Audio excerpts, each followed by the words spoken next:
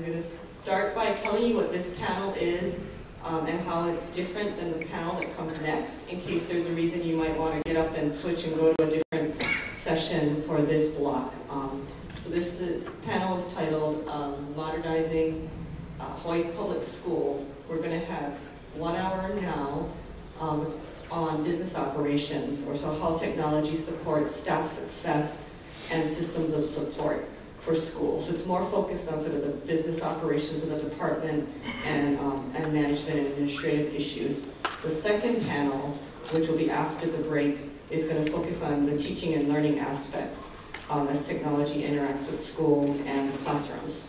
So depending on your interest, you're welcome to stay for both, or we won't be offended if you decide you'll come back for the teaching and learning panel if that's more of your interest. Okay.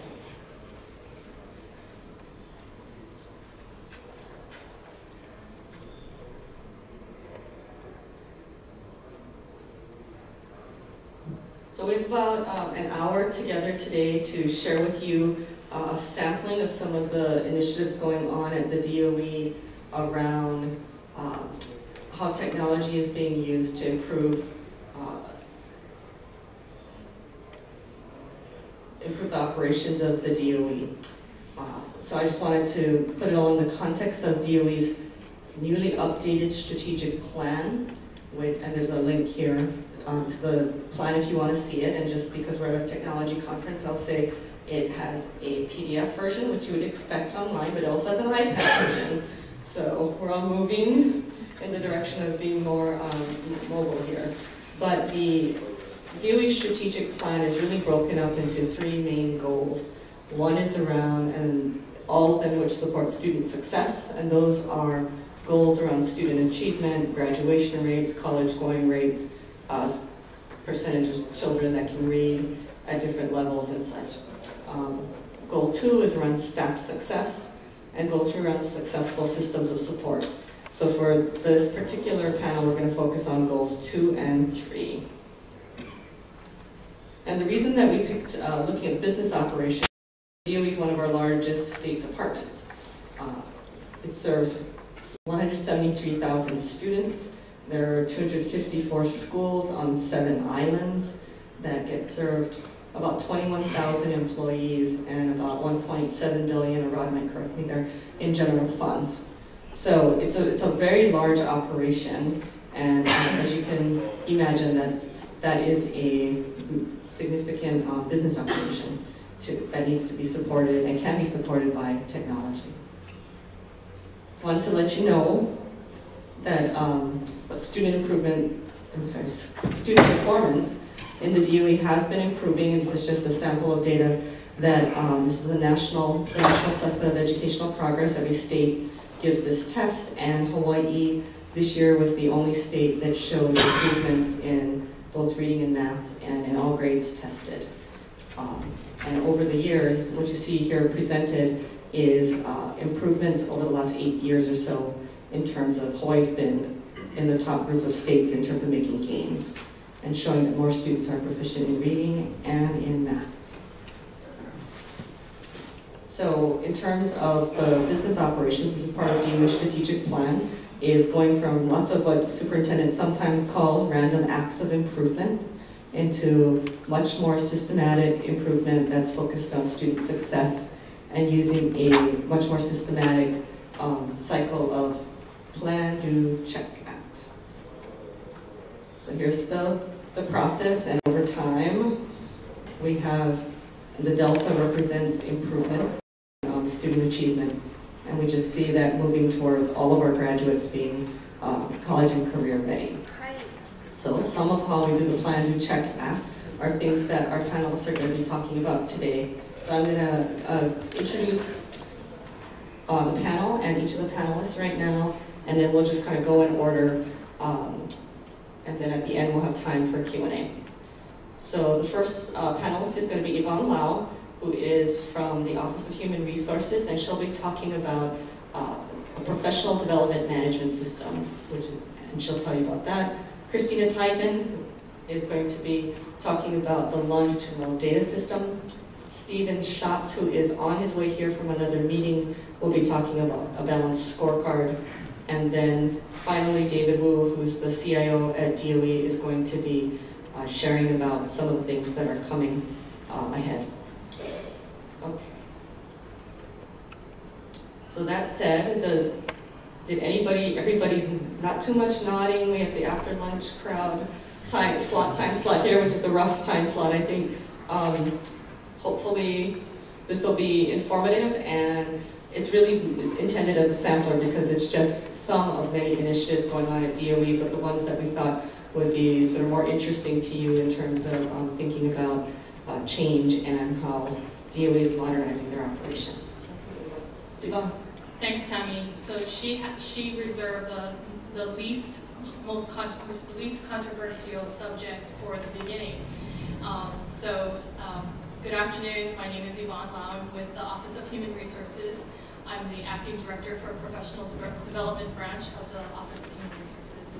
And I think if we can go to the next slide, we've been really focused at the Office of Human Resources on building the supports for these two particular pieces.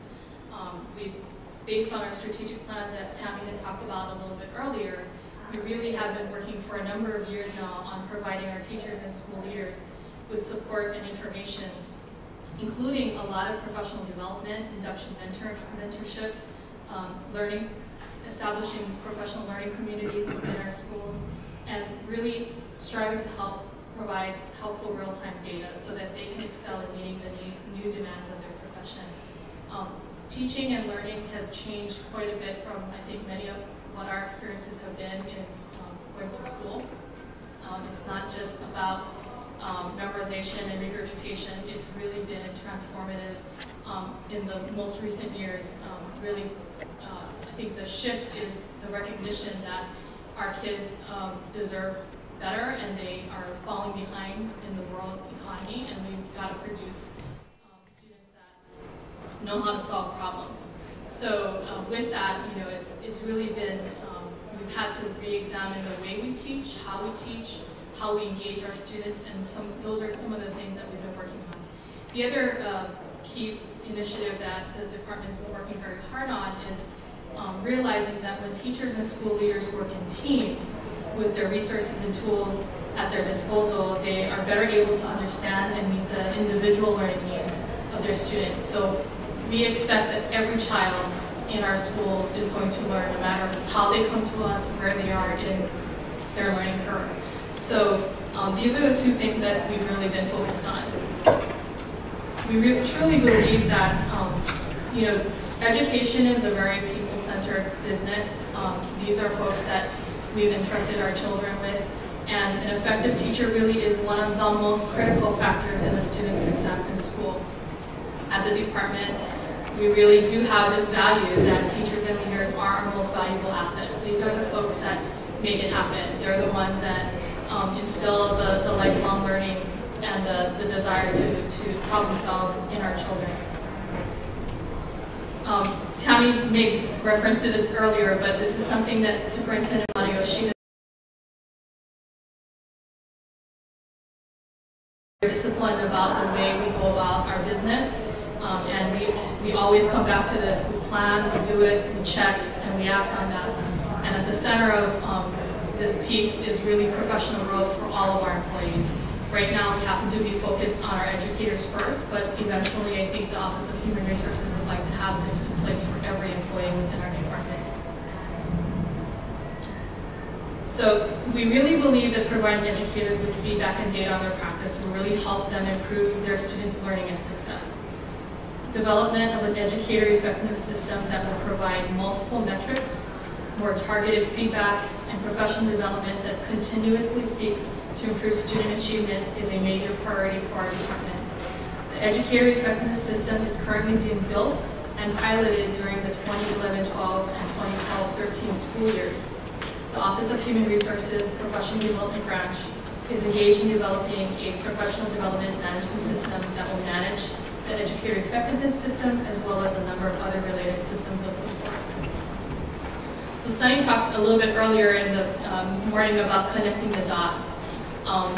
This is a pretty complicated diagram for some of the things that the Office of Human Resources is responsible for, but just as an example, we have induction mentoring standards. This is something that we put into place because so many of our teachers leave the profession, and we really had to invest a lot of time and energy into supporting our teachers. We're not like any other state. We can't hire teachers across from the next state over. We're on an island, and we're probably it's very difficult to get good teachers to stay and to come over. So we really are invested in supporting our new teachers. So we have an induction mentoring program that has requirements that we're putting in place now. We also have highly qualified teacher requirements. This is something, it's a compliance part, but it's really to ensure that our children are being taught by teachers who have the academic credentials to teach the subjects that we ask them to teach. And then lastly, we have now, what we're working on now is the educator effectiveness measures. So it is revamping the way we evaluate our teachers and our leaders. For our teachers right now, we are adding on additional metrics. Traditionally in the department, we've basically observed our teachers in practice. So typically they have their principal or their vice principal come in and observe their teaching and provide some feedback in that way. With this new way that we're doing it, the pilot that we're engaged in now, we are adding 3 more metrics to that process. The student perception surveys. We really believe that we need to bring in a different perspective on what's happening in the classroom. So much like how we've been talking about focusing on our customer, it's how are our students receiving the instruction that's happening in the classroom? What's the environment like? And how can we help our teachers and our educators improve that process? Because we know that when students are engaged, they want to learn. We want them to come to school, engaged and wanting to be in that classroom. So what are the things as a system that we can do to help our teachers and our administrators do better by our students? We're also bringing in lagging data. Tammi talked about test data. We are using a student growth model that allows us to look at data slightly differently over time. So for every student that takes the Hawaii State Assessment, at least 2 points in time, we can now create a growth percentile for them. And then when we bring all this data together for a teacher in a classroom, present that to them at the beginning of the school year, they're better able to plan and to decide what kind of strategies they need to apply for their students. And at the end of the year, of course, after they've taught a full year and their students have taken the assessment, you can see what progress has been made. And then again, it's a process of reflection. What can I do better next time? And as teachers, they're our greatest resource. They know day to day what they did for those children in their classrooms, and they know what worked and what didn't. So again, it's applying that plan, do, check, act, continuous system of improvement. The last piece that we're piloting is what we call student learning objectives. In it, basically it's taking data about your students, looking at the content standards. So every teacher, every grade has specific content standards that they know that their students need to learn by the time they leave their classroom. And deciding based on your student data what kinds of goals you're going to set for those groups of students.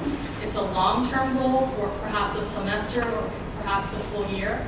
And then also assisting our teachers with how do I get my students to that goal. So I have 20% of my students reading below 2 grade levels. I'm going to set a goal that's slightly different but tied to those content standards. And as we go through the school year, making sure that our teachers have the tools and the strategies available to them so that as they're teaching and they're assessing their students and seeing where they are, they can go back and teach the things to their students that they may have missed. So really, again, it's a continuous cycle of improvement so that at the end of the year, we got our students to where we needed them to be. So the educator effectiveness measures are really now 4 pieces of data that are combined in together to give us a better idea of what is happening in that classroom and giving us a better idea of what is the ineffective educator. So not only for personal accountability on our educator side, but as a system, we're looking at all of this data to tell us where should we put our resources, what's working and what's not. Lastly, we have professional development. The Office of Human Resources is engaged right now in capturing all of the professional development, almost all of the professional development that goes on across all of the schools and our complex areas. With that, we're tagging that professional development to the metrics that you see here in the three processes, the Induction entry standards, the High Qualified Teacher standards, and the Educator effectiveness measures. And what we're doing is we're tying that professional development to each of those metrics so that when teachers get feedback, they can then receive the more targeted professional development that will help them improve on those specific areas. That's something that we have not been able to do, and with the advent of technology and where we are now with the system we have in place, we're able to make those connections, and we're working very hard to make sure that by the end of the school year, we will have a system, version 1.0, that will be up and running, and so I can then answer the question when I'm doing training for teachers and leaders, you know, okay, great, Yvonne, you're going to give us more feedback about how we're doing with our students, but how do I improve? Now that I know where I'm struggling with, where's the professional development and support that I need? So we're working on that system, and I think that technology system is going to bring us back to making those connections. So next, I talked a little bit about that, but what will technology enable us to do? It's already helping us with data collection and aggregation. It's going to help us calculate a final evaluation rating once we've completed the pilot. We'll link identified areas for improvement to professional development opportunities. We're connecting the dots to various professional development providers to offer online, on-demand professional learning. And we're evaluating the outcomes of professional development. We want to make sure that the dollars that we're spending are really resulting in effective student achievement increases. And we're also using this technology to provide analysis and report results to us and to the public as well. So that's pretty much what we've been working on with this initiative. I'm guessing that people might have questions for Yvonne, but we're going to hold until the end. But you might be thinking about them because this is something Yvonne started out by saying, start with the controversial things first, mostly because this has been getting a lot of press in terms of the performance-based teacher evaluation. And so you might have questions about the system itself, or you might have questions about how it's enabled by technology, because there's lots of different kinds of technology that's used to support that system.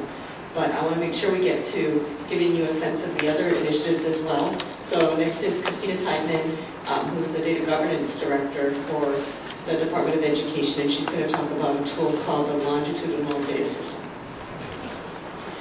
The state received a grant in 2009 to develop a statewide longitudinal data systems federal grant. Since that time, we have been developing, implementing, revising, revisiting, and learning a lot through the process. Hawaii is also unique because as a state, it is a single state educational agency and local educational agency. So we're one district, which creates a different situation than in other states where they have multiple districts. Because of that, Hawaii's statewide longitudinal data system has very detailed operational data that would not normally be contained within a statewide longitudinal data system. And also for that reason, it is not publicly accessed. So what you're going to be seeing are screenshots from our longitudinal data system to give you a flavor of some of the types of reports and access information that we have. But we're not going to be taking you down into the live situations where you would be viewing private information about students. So the longitudinal data system is a reporting system. It is not a transactional system, so no data is entered directly into this system. It comes from other source systems and are pulled together. What this offers is an opportunity for people with access to be able to see information about one student that comes from many different systems. So before, behavior data was housed in one system, lunch, free and reduced lunch data would be in another system, enrollment would be in a third system, and they would have to open and close each of those systems if they were trying to get the full picture of the student. With the longitudinal data system, they're able to see those in captured events, and it allows cross-domain analysis, something that we had not been able to do before. For example, it's interesting to look at how many students or what their proficiency status is on our Hawaii State assessment compared to the score or the grade that they received in the course related to that. One would hope that there would be an alignment between the students who are exceeding proficiency with the scores, their grades. Not always the case. So that introduces questions. In some ways, looking at the information longitudinal data system introduces more questions than it provides answers. But that's part of the rich conversation that educators need to have around student growth. So currently we have demographic data, enrollment data, attendance data, course marks, discipline, and on-track type data. The system was rolled in 2 phases. The first one was to principals, curriculum coordinators, decision makers related to the educational data. And it was also focused on data quality. Because we were bringing data from different systems, and some of the data were the same elements but not matching, we had to resolve data quality issues. So there was a great deal of that before we went to the massive rollout, which included teachers and other professionals. And that happened in 2011, so fairly recently. This year, we migrated from SharePoint 2007 to SharePoint 2010 platform. And as we did that, we took the opportunity to restructure the organization of the longitudinal data system. Now, I'm sorry the images are small. If you look just, it's still there. Look just below the seal, there are tabs. So it's a tab-based organizational system. We have plan, monitoring, and operations are the 3 main tabs. And one of the things that we found out as we were doing longitudinal data system is that the students that are information that's aggregated in these areas depends on the purpose that they're using the information. So for instance, planning. When a school leadership is planning for the next school year, they're generally looking at the progress that the students made in the prior year or the several prior years to be able to project what kind of changes or movement they want to do. So you're looking at students that are no longer enrolled at that school, but you want to have an idea of what the school impact was on those students. The second tab, which is monitoring, is more, once the planning is set up, what kinds of processes are going on. These are students, the students in this tab are the students who were enrolled at the school at any point in time. So for instance, if you're looking at attendance data and you want to see how many students have chronic absenteeism, if the absenteeism occurred at your school, that student's record would still show up at your school, even if they have since left and gone to another school. That way, it shows what happened at your school when the student was there. The third one, which is the operations, is focused on the students who are currently enrolled. So through linking teachers to students, we allow teachers to see the students who are currently enrolled in their classroom. These are the ones that they can affect the instruction and learning in the given moment. So it's 3 different organizations for 3 different purposes. And we found that no one solution worked for everybody. So that's part of why we've redesigned it in this manner. I'm going to take you through a series of the reports. This is called a data profile.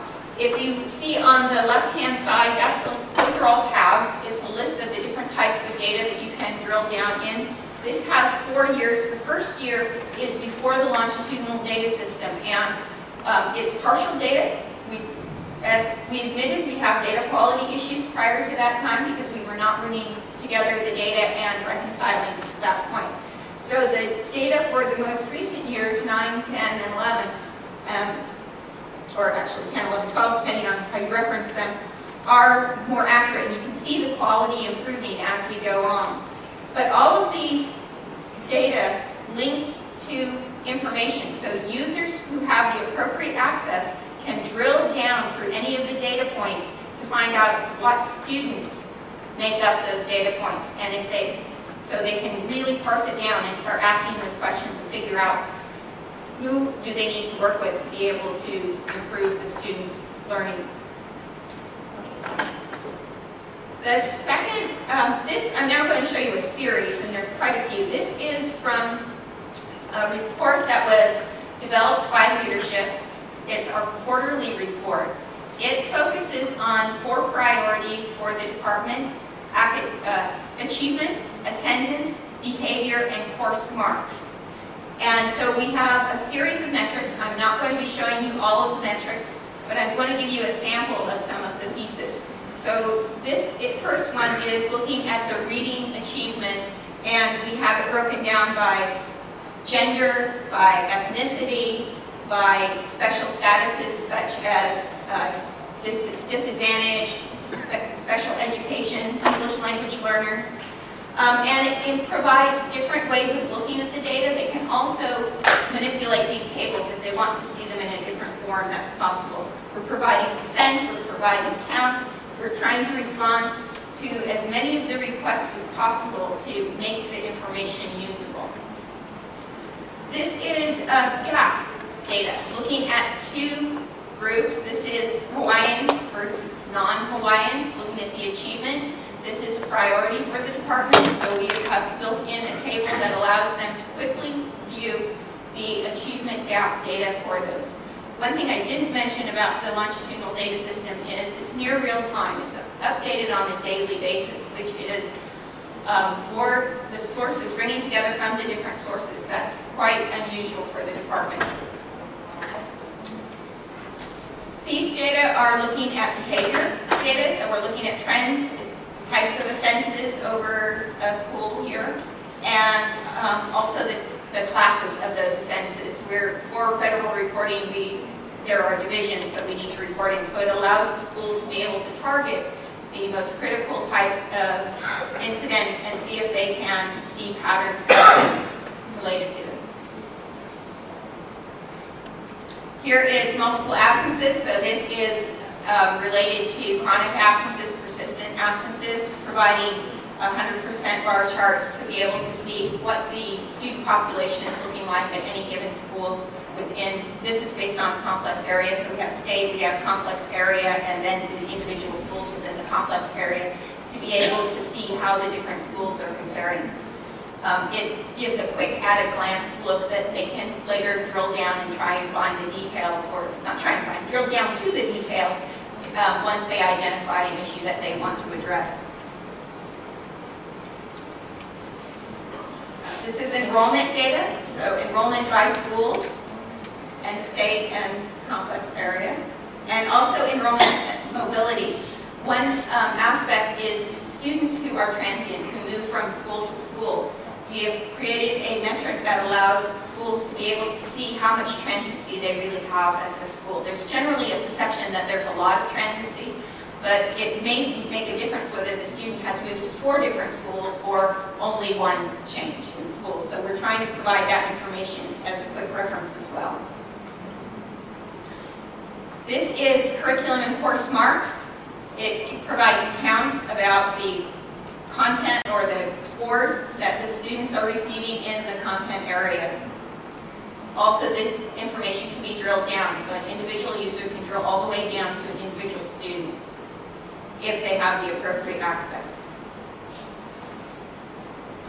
This is our assessment data, and this is a chart that is designed for a teacher to be able to see the individual records of all of their students related to assessment.